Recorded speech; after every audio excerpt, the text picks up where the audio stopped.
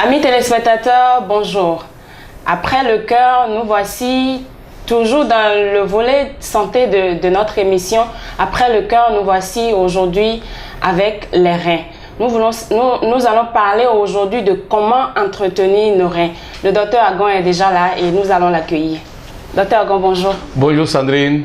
Comment vous allez? Très bien, et toi? Et vos reins? Ben, mes reins fonctionnent bien. Et nous voulons savoir comment vont les nôtres aussi. Ok, et nous sommes très heureux de pouvoir partager le savoir et le savoir-vivre avec nos amis parce que tout le monde n'a pas étudié la santé. Oui. Tout le monde ne sait pas comment fonctionne le corps humain. Oui.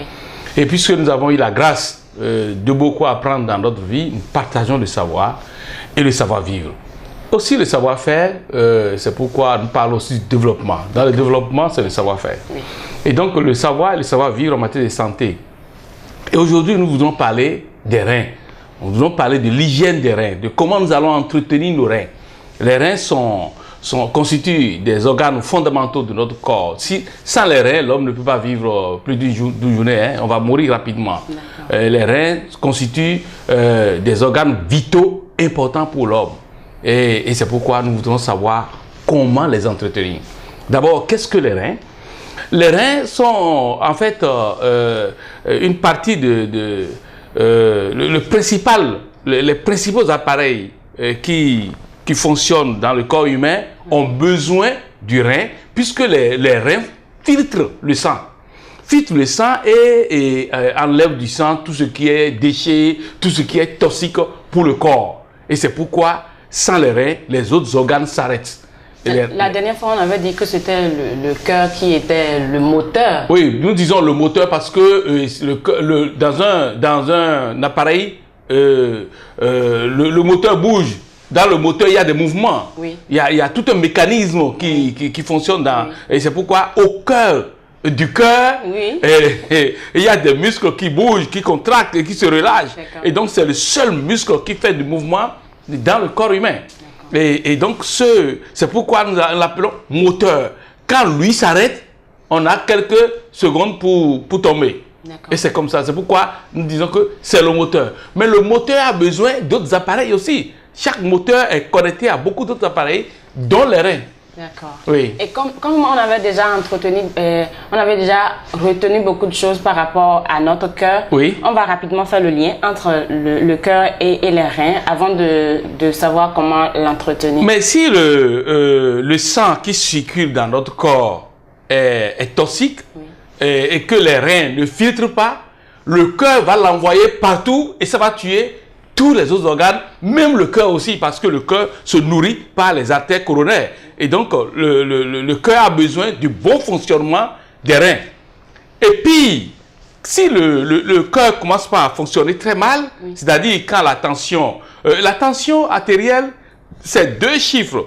Il y a le chiffre de la tension, de la contraction et du relâchement. Et donc ces deux chiffres-là, c'est normalement, si la tension varie entre 10 et 13, 14, oui, le chiffre bas du relâchement, c'est entre 9 et 7, 8, 6. Voilà, donc c'est comme ça. Et quand le chiffre qui est bas commence à s'approcher du chiffre qui est haut, c'est-à-dire quand la contraction, le relâchement fonctionne très mal, alors le cœur va s'arrêter. Et aussi, les reins aussi vont s'arrêter parce que cela endommage aussi les reins. Et donc, les reins et le cœur fonctionnent de façon coordonnée. L'un a besoin de l'autre. Et c'est comme ça. Okay. Donc, c'est ça la liaison. La liaison entre le cœur et les reins, c'est une liaison fondamentale. Quand les reins fonctionnent mal, alors le cœur aussi va fonctionner mal parce que le cœur sera nourri par du sang pollué, du sang toxique, du sang qui va tuer le cœur. D'accord. Oui. Et quels sont les autres effets? C'est-à-dire, qu'est-ce qui peut encore rendre malade les reins en dehors du mauvais fonctionnement du cœur? Alors, les reins, on va toujours parler des reins. Les reins, vous avez, dans notre langue fond, oui, on l'appelle haï. Et les gens pensent que haï, là, c'est là où on pense. Non. Aïe, ça veut dire que ça ressemble à du haricot. C'est la forme, ça. Les reins sont ici, Oui. ont une forme de deux gros haricots. D'accord. Et donc, ces deux reins qu'on trouve facilement dans le ventre des animaux qu'on abat. Oui. Alors, ces reins constituent une partie importante de l'appareil circulatoire et filtrent tout le sang tout le sang qui circule dans le corps humain passe par les reins pour être filtré et tous les déchets sont évacués dans l'urine pour qu'on puisse uriner. L'urine, en fait, tout comme le caca, constitue les déchets que le corps évacue dehors. Ah donc, quand les reins ne fonctionnent plus bien, c'est-à-dire ne filtrent plus bien le sang, alors... On n'arrive pas à évacuer tout ça. D'abord, quand les reins sont bouchés, alors là, il faut aller faire des dialyses et là, c'est grave. C'est déjà une panne grave. Quand on en arrive à la dialyse, oui, c'est déjà très grave. Donc, mais que faire pour que nos reins fonctionnent bien? C'est ça qui nous intéresse ici. Nous ne voulons pas remplacer le néphrologue, c'est-à-dire le médecin qui s'occupe des reins. C'est le néphrologue qui s'occupe des reins. Mais ici, nous, on veut parler de l'entretien des reins. Que faire pour que les reins fonctionnent très bien? Alors, d'abord, nous allons commencer par dire que tout ce que nous mangeons passe par les reins aussi. Parce que tout ce que nous mangeons rentre dans le sang et le sang passe par les reins et les reins doivent filtrer tout le sang. Alors, et dans l'alimentation de l'homme, il y a des choses qui perturbent le bon fonctionnement des reins. Et je vais d'abord commencer par ce qui est courant. Je commence d'abord par le sel. Quand on a une importante quantité de sel dans les aliments, alors vous détruisez non seulement votre cœur, mais vous perturbez aussi le bon fonctionnement des reins. Il y a aussi les médicaments. Quand il y a les médicaments, c'est des molécules. Et donc, la grosseur des molécules, c'est comme les tamis que nos mamans utilisent dans la cuisine. Ces tamis-là, il y a certaines... La farine, il y a des calibres de farine qui peuvent passer par les tamis-là. Et donc, ces tamis, il faut que ça soit adapté à la farine pour tamiser. Alors donc, de même, les filtres au niveau des reins, là, quand les molécules sont très grosses, quand les molécules qui passent là sont très grosses, alors ces molécules ne peuvent pas passer. Et donc, ça bloque les reins. Et donc, il y a aussi le sucre. Je me rappelle toujours de deux personnes dans mon village qui aimaient le sucre. Il y en a un qui dit que le sucre tel que c'est doux, lui, il prend sa part de la vie en mangeant du sucre. Le jour où j'ai été le voir avec demi-kilo de sucre, il veut manger demi-kilo de sucre. Et qu'est-ce qu'il fait? Il prend le gari et il verse une quantité importante de sucre sur le gari et il met de l'eau et il délaie le gari. Après, il laisse il met un gros morceau de glace. On dirait que c'est la seule saveur qu'il a. Oui. Et puis lui, il mange. Il prend sa part de la vie. Un bon matin, il a commencé par faire le hockey. Le jour où je l'ai vu en train de manger du sucre avec de gari en quantité là, j'ai dit, mais tu vas bloquer tes reins. J'ai tout dit, non. Lui, et de temps en temps, chaque mois, il fait la fête et il prend cette quantité là. Et lui fait la fête avec le sucre. Avec le sucre. Il pense que tel que c'est d'eau là, on peut en abuser. Et finalement, il s'est retrouvé rapidement à l'hôpital Goro avec des fréquences de hockey. Il faisait des hockey. Terrible, hein? Il faisait des hockey, donc les reins étaient touchés. Et grâce au médecin de Goro, il a été sauvé. Mais après plusieurs semaines de coma. Alors donc, c'est ça. La deuxième personne qui est morte de la panne des reins dans mon village, c'est aussi un vieux, mais qui aime le sucre. Son enfant lui cache même le sucre. On faisait tout pour cacher. Et lui, il mettait le sucre quelque part, il consommait. Il peut manger le sucre à tout moment. Et ce vieux a fini par avoir le blocage des reins et puis il est mort à Boycon là-bas. Donc, je connais ça. Le sucre à consommer en grande quantité perturbe aussi non seulement la santé en général, mais aussi les reins. Mais ce qu'on pense anodin, ce qu'on pense que ça ne fait pas très grave, ce n'est pas un problème, c'est la viande.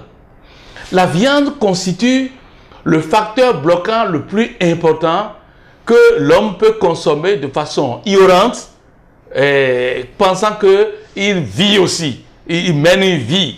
La viande, je vais faire une comparaison entre l'homme et les animaux. Quand on prépare l'alimentation des animaux, par exemple les volailles, la quantité de viande qu'on met, ou de la farine de poisson, ou la farine de viande qu'on met dedans, ne doit pas dépasser 5%. Ne doit pas dépasser 5%. Mais si nous mangeons, nous devons regarder la part de viande dans notre repas là, quel pourcentage cela a par rapport à toute la quantité de repas que nous prenons. Peut-être parfois, la quantité de viande dépasse 50% du poids de ce qu'on mange. C'est déjà grave. Alors que ce qui est conseillé pour les volailles, c'est 5%. Après ça, si on dépasse les 5%, les volailles souffrent de gouttes. Voilà pourquoi. Parce que la viande, quand on consomme la viande n'a aucun déchet en elle. Quand vous voyez la viande comme ça, c'est déjà propre pour entrer dans le corps. D'ailleurs, quand l'animal est abattu, toute la partie utile, c'est sa viande. C'est la bonne partie de tout ce que lui avait mangé qui est transformé en viande. Donc, quand on mange, toute cette partie rentre dans le corps humain. Et la digestion de la viande se fait totalement au niveau du duodénum. C'est-à-dire, juste après l'estomac, il y a ce qu'on appelle pylore. Après pylore, c'est le duodénum. La partie où la digestion est totale pour la viande. Et donc, si quelqu'un a une alimentation carnée, c'est-à-dire il ne mange que la viande, alors là, il est comme un chat, ou comme un lion, ou comme un carnivore. Parce que les carnivores ont une alimentation carnée. Ils ne mangent que les viandes, et la viande se digère totalement au niveau du duodénum, et le corps absorbe toute la quantité de viande avalée. D'accord. Tout à l'heure, vous avez dit que c'est une bonne partie. C'est-à-dire, quand on finit de tuer l'animal, oui, la bonne partie, c'est cette viande-là que nous consommons, c'est une bonne partie. Mais comment elle nous rend malade alors? Pourquoi il faut manger, il faut consommer sans en abuser. Il y a une quantité qu'il faut respecter. Toujours l'abus. L'abus tue. L'abus en toute chose tue. Tout le monde le sait. Donc, la viande, la quantité consommée est totalement absorbée dans le corps. Et cette quantité absorbée doit passer par les reins. Et les reins étant les filtres du corps humain, les reins pourraient être bouchés. Puisque la viande, une fois digérée, se transforme en acide urique. Et cet acide urique-là peut se transformer en de petites plaques, en de petites lamelles, et qui vont boucher le rein, parce que ça devient comme du chiffon en quantité importante qui arrive au niveau des reins et boucher les filtres des reins. Et ça peut faire alors très mal. J'ai une connaissance, quand cette personne mange plus de 3-4 morceaux de viande, elle ne commence pas à faire le hockey. Alors j'ai dit, vous avez un problème au niveau des reins. Il faut aller vous consulter. Je l'ai envoyé au CNHU. Voilà, on a remarqué que c'est la réalité. Donc après 4-5 morceaux de viande, elle fait le hockey. Elle dit, ça veut dire que tes reins ont un problème avec la viande. Et donc, c'est la viande se transforme en acide urique, et cet acide urique se transforme en plaques, en petites plaques, en petites lamelles, et ces petites plaques-là, cette petite lamelle-là, arrivent en quantité importante comme des déchets au niveau des reins et bouchent les reins. Et peuvent même à la longue se transformer en lithiase et en des calculs urinaires et bloquer totalement les reins, et la personne sera obligée d'aller voir le néphrologue, aller à la dialyse. D'accord. Et donc, vous avez répété plusieurs fois le hockey. C'est un signe? Le hockey, c'est un signe. Le hockey, c'est la contraction brusque du diaphragme. La contraction brusque du diaphragme, répétée. Si vous faites le hockey sur plusieurs minutes, là, il faut immédiatement aller à l'hôpital.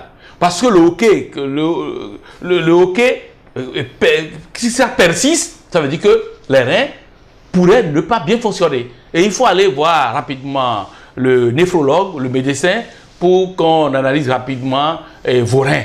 Et c'est très important ce que nous disons parce que beaucoup de gens tuent leurs reins pensant qu'ils vivent bien. Et quand nous parlons de viande, il y a une partie des animaux qui polluent plus le rein. Et une partie des animaux qui fait plus mal aux reins. Mais il y a ce qu'on appelle les viscères.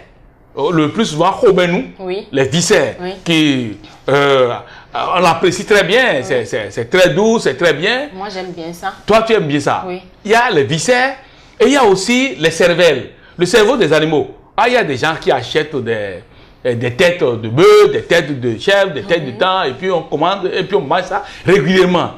Mais je voudrais dire, sincèrement, que les cervelles et les abats et les viscères font gravement mal aux reins. En fait, les cervelles et les viscères se transforment en de véritables boues, ce qu'on dit en fond à doux, se transforment en véritables boues et puis bouchent les reins, polluent les reins. Je connais une personne âgée, toujours à Boycon. Boycon, c'est ma ville. Oui, vous avez fait beaucoup d'expériences là-bas. À Boycon, oui, bien sûr. Et le père de mon employé était malade, et puis je passais par Boycon pour Ouagadougou. Il m'a dit ça, et je m'étais arrêté pour aller voir son père.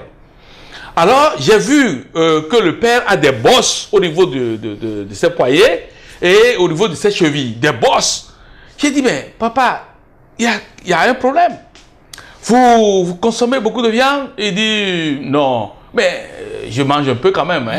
J'ai dit, mais vous mangez les cervelles? Il dit, oh oui, chaque semaine là, je mange au moins 2 têtes de bœuf. Hein. Wow. Les bouchers m'envoient 2 têtes de bœuf et puis c'est ça que je mange. Même malade là, il a continué. Il continue à manger les têtes de bœuf, il mange les cervelles. Alors, j'ai dit, papa, vous tuez. Les cervelles que vous mangez là, c'est ça qui se retrouve au niveau de vos poignets, au niveau de vos pieds, de vos chevilles. Ces bosses-là, puisqu'ils souffrent de la goutte, puisque la goutte, c'est le dépôt de ces plaques d'acide urique là, dans les articulations, et surtout dans les orteils, les articulations au niveau des orteils. Et c'est un bon matin qu'on se réveille, et on a très mal au niveau du gros orteil, et on se lève, on commence par boiter. C'est la goutte, le surplus de viande. C'est le surplus d'acide urique déposé dans les articulations, au niveau des articulations. En fait, on s'est détruit. Donc, je voudrais mettre un accent particulier sur les cervelles et les viscères. C'est tellement doux à manger, c'est tellement bon à apprécier. Il faut arrêter d'en manger. Oh, on peut manger de façon vraiment passagère. D'accord. Mais répéter, il y a des gens qui ne prennent que des plats de foie, des plats de homenou, c'est-à-dire des viscères, et ils sont contents, ils en mangent régulièrement. Ils font le mal à leurs reins. Ils tuent leurs reins. Alors que les reins, c'est pour toute la vie. Quand vous tuez vos reins, vous êtes mort. Et les gens aiment les cervelles, et aiment les viscères, et puis ils dégustent, hein, ils mangent avec satiété, avec joie. Mais ils oublient que ce qu'ils envoient dans la bouche, tout ce qui rentre dans la bouche, passe par le foie et passe par les reins. Et arrivé au niveau des reins, les reins doivent filtrer tous les déchets qui sont dedans et évacuer. Mais puisque vous en envoyez de trop, les filtres se bouchent et les reins ne vont pas cesser de fonctionner normalement, d'où vous avez le hoquet et finalement vos reins seront totalement en panne et ça peut vous tuer. Donc c'est tellement important d'entretenir ces reins et nous allons donner quelques conseils pour aider les gens. On n'a parlé que de l'alimentation, hein, c'est l'alimentation. J'ai parlé de l'alimentation, j'ai parlé de la médication, des médicaments. Oui, même les tisanes. On a parlé de seulement ce qui va à l'intérieur. Oui. Il n'y a pas des positions à adopter pour que son rein. Non. Il y a il y a certaines pommades, quand vous passez, tout ce que vous passez comme pommade sur la peau, le corps absorbe et ça doit passer aussi par les reins. Ah. Bien sûr. Il y a des gens qui passent beaucoup de choses sur le corps et ça va dans les reins. Donc, tout ce qui touche le corps humain rentre dans les reins. Par la bouche Par le corps, ça va dans les reins. Par le sang, ça va dans les reins. Et ça peut boucher les reins, ça peut tuer les reins, ça peut bloquer les reins. Et nous voudrons dire aux gens, vous devez savoir utiliser à bonne dose toutes choses. Et je commence d'abord par les médicaments. Les plantes. Quand on dit que les plantes, que des tisanes bloquent les reins, c'est pour quelques raisons. La première, il y a des plantes à molécules, à grosses molécules. Moi, je suis dans les plantes, tout le monde le sait. Il y a des plantes à grosses molécules. Alors, ces plantes à grosses molécules, il y en a beaucoup. Et quand vous mettez encore une quantité importante de ces plantes dans peu d'eau, alors vous avez une concentration importante de ces molécules et cette simple tisane peut vous entraîner à faire des hoquets. Et c'est pourquoi il faut du dosage en toutes choses. Sans dosage, alors là, vous allez créer un problème pour vos reins. Et donc, il faut savoir faire alors. Et si nous quittons les médicaments, oui, parce que les médicaments aussi, il y a beaucoup de médicaments en pharmacie qui peuvent bloquer les reins. C'est pourquoi on dit, attention, suivez les prescriptions du médecin. Puisque si vous prenez une quantité importante de médicaments, vous allez bloquer vos reins. Parce qu'un médicament a une durée de vie plasmatique, une durée de vie dans le sang. Oui. Et pendant ce temps, le médicament est véhiculé par votre sang dans votre corps. Et les reins doivent les rencontrer et filtrer. Et donc, arrivé au niveau des reins, ces médicaments peuvent bloquer vos reins. C'est pourquoi on dit, prends ce médicament et telle heure après, prends ceci. Ne prends pas le tout ensemble. Si tu prends le tout ensemble, tes reins ne pourront pas filtrer. C'est tellement important qu'il faut que les gens suivent le conseil que l'homme de santé leur donne. Sinon, ils tuent leurs reins. Il dit, ah, j'ai pris tel médicament, mais après, je ne peux pas faire le hockey. C'est grave. Et nous pouvons aussi dire qu'il faut beaucoup boire de l'eau. Il y a des gens qui n'aiment pas boire de l'eau. Si vous ne buvez pas de l'eau, vous perturbez aussi vos reins. Parce que vous avez besoin de boire de l'eau pour que les filtres au niveau des reins fonctionnent très bien.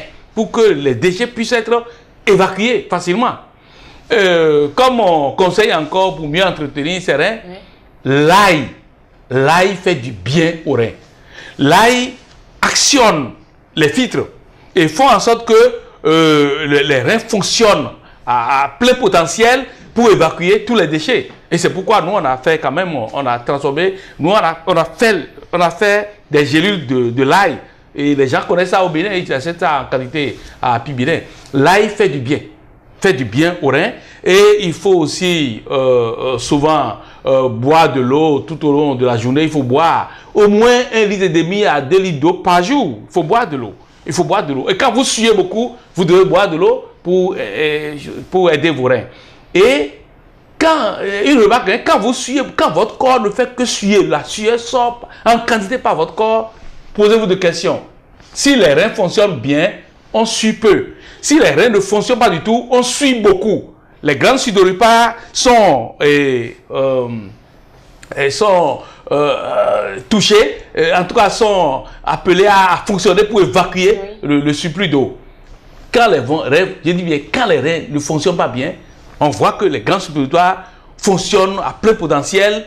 Et puis on se dit, il y a un problème. Donc même l'eau, si on venait à prendre beaucoup d'eau, il rend encore malade les reins. Non, pas du tout. Quand on dépasse certaines doses de l'eau, on peut rendre malade tout le corps. Tout le corps. Mais je dis bien, il faut boire de l'eau pour favoriser le bon fonctionnement des reins. Oui. Et il faut aussi se dire que quand vous buvez de l'eau et vous n'urinez pas, et que vous ne faites que suer, allez voir aussi le médecin. Les reins pourraient avoir un problème. Voilà, on ne pourra pas tout dire aujourd'hui parce que l'heure est avancée.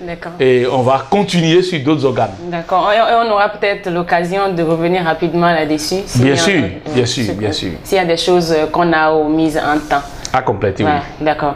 Chers téléspectateurs, merci de nous avoir suivis. Vous avez compris, hein, l'essai en toute chose est nuisible. Évitez d'exagérer dans votre alimentation et vos reins se porteront très bien.